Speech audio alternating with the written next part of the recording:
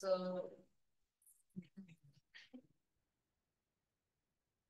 नमस्कार. संवाद centre for music and film Thane यांच्यातर्फे आपण दर मंगळवारी जे ऑनलाईन ध्यान घेत असतो आणि ऑफलाईन सुद्धा त्यामध्ये तुमच्या सगळ्यांचं स्वागत आहे. आज पहिले आपण बघणार आहोत एक अपकमिंग वर्कशॉप विषयी माहिती घेणार आहोत. संवाद मध्ये अशा बऱ्याच ऍक्टिव्हिटीज चालू असतात, काही फ्री काही पेड. तर जी एक ऑनलाईन ध्यान ध्यान ही जी ऍक्टिव्हिटी आहे त्याचे तर तुम्ही सगळे भाग आहात, पण ज्या ऑफलाईनही होत असतात त्याविषयी आपण जाणून घेऊया. तर आता जे अपकमिंग वर्कशॉप आहे ऑफलाईन मध्ये अजून एक महत्वाचं असतं ते म्हणजे दर बुधवारी प्रत्यक्ष ध्यान जे संवाद सेंटर पाचपाखडीमध्ये होत असतं. तर आपण आता बघूया की जे अपकमिंग वर्कशॉप आहे 22-23 फेब्रुवारीला अपकमिंग वर्कशॉप जे आहे ब्रेथवर्क असं त्याचं नाव आहे, अथवा तो स्वर जिज्ञासा. स्वर हे आपण जनरली संगीताशी रिलेट करतो, पण स्वर याचा खरा अर्थ श्वास असा आहे. तर हा श्वासाबद्दलचं हे वर्कशॉप आहे. म्हणजे आपल्याला असं वाटतं की ज्यांना माहिती नाहीये काही त्याबद्दल त्यांना असं वाटतं की श्वासाबद्दल पूर्ण वर्कशॉप काय असायचं. म्हणजे आता या वेळेला तरी हे 2 दिवसाचं आहे, पण हे 3 दिवसाचंही वर्कशॉप असतं जे मागच्या वर्षी आम्ही घेतलं होतं. आणि हे वर्कशॉप साधारणतः म्हणजे खूप रेअर असतं. म्हणजे रेअर असतं इन द सेन्स आता वर्षातून एकदा जवळजवळ हे होतंय, कारण हे बऱ्यापैकी इंटेन्स टाईपचं असतं. म्हणजे ब्रेथ आपण जो म्हणतो तो खर तर आपल्या बरोबर सततच असतो जन्मापासून मृत्यूपर्यंत. पण तो सर्वात गृहीत धरलेला फॅक्टर असतो असं मला वाटतं, कारण त्याबद्दल आपल्याला काहीच माहिती नसतं.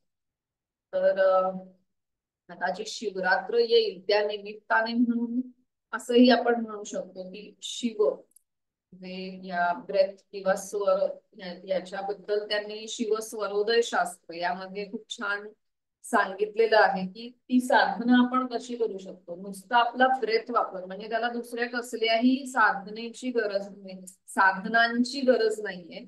फक्त तुम्ही आपला श्वास वापरून हा म्हणजे खूप आपल्याला स्पिरिच्युअल ग्रोथ वगैरे तर आहेच.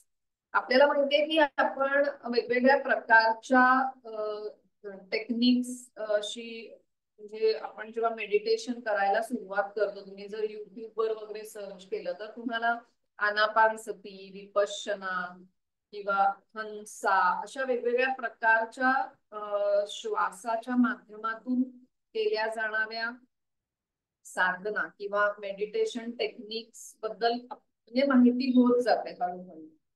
तर तसंच हे ब्रेथवर्क हे एक टेक्निक आहे. विशेषतः आपण जे म्हणतो ना की मनुष्याचा जन्म काही काही जणांना त्याबद्दल असं एक हे असते की आतून एक अशी की काय आहे माझ्या पर्पज काय आहे लाईफचं, मग पुढे काय होणार, मग आधी काय होतं, मग मला हे प्रॉब्लेम्स काय येत आहेत वगैरे वगैरे असे अनेक प्रश्न पडतात. म्हणजे जे आपल्या डेली रुटीनशी तसा म्हटलं तर काही संबंध नसतो, पण तसा म्हटलं तर असतो. आणि या आपल्या ब्रेथवर्क वर्कशॉप मध्ये आपण जे शिकणार आहोत ते आपल्या बरोबर सतत असणार आहे. म्हणजे जन्माच्या पूर्वी सुद्धा आपल्या बरोबर तो असतो, कारण आपण आईच्या पोटात असताना श्वासोश्वास करतच असतो.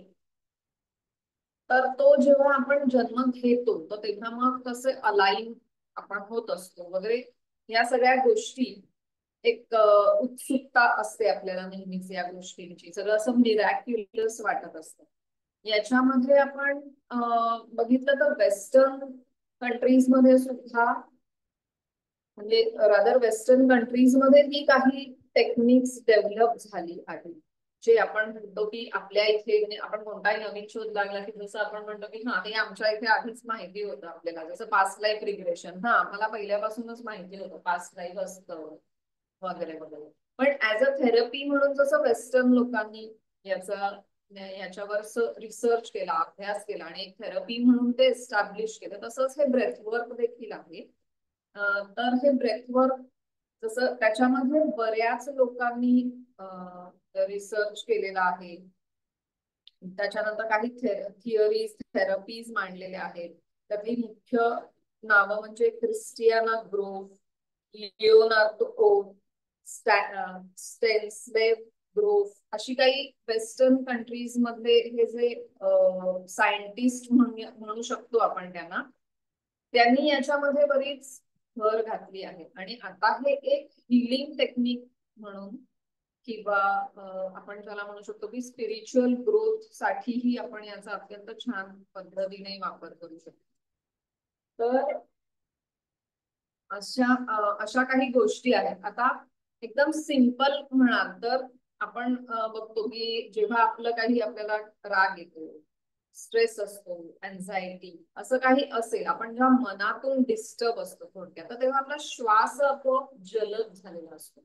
म्हणजे ज्याला चले वाते चले चित्तम असं एक प्रसिद्ध हे आहे. तर म्हणजेच आपलं जसं मन चित्त जसं चालतं, जसे विचार चालू असतात, तसाच ब्रेथ फास्ट फास्ट चालू असतो. हे जर तुम्ही ऑब्झर्व केलं तर तुमच्या लक्षात येईल. आणि त्याचा अदर वे राऊंड आपण कसा उपयोग करू शकतो की जर आपल्या श्वासावरती लक्ष असेल, श्वास आपण कंट्रोल केला, तर आपण आपले सगळे थॉट्स, सगळे विचार पण स्लो डाऊन करू शकतो. तर असं हे ब्रेथशी रिलेटेड अनेक गोष्टी आहेत. तर याचा आपण थोडासा खोलात जाऊन म्हणा किंवा थोडासा काय म्हणता येईल त्याला, अजून त्याचे वेगवेगळ्या गोष्टी त्या श्वासाबद्दल, म्हणजे एक गोष्ट सांगितली जाते की जी म्हणजे खूप अशी मोठी शक्ती आहे, तर ती असं कुठे ठेवायची असा एक प्रश्न असतो की जी आपल्यामध्ये एक प्रचंड मोठी एक मानवाला, एक मनुष्याला, एक ह्युमनला जी पॉवर दिलेली आहे, ती कुठे ठेवता येईल की ज्यामुळे त्याचा दुरुपयोग होऊ नये वगैरे असं. म्हणजे ती सहजासहजी उपलब्ध होऊ नये, तर कारण त्याचा दुरुपयोग होऊ शकतो. तर मग असं लक्षात आलं की ती माणसाच्या आतमध्येच ठेवायची, कारण की तो आतमध्ये सोडून सगळीकडे शोध घेईल पण आतमध्ये शोध घेणार नाही, असं थोडस एक गमतीने म्हटलं जातं.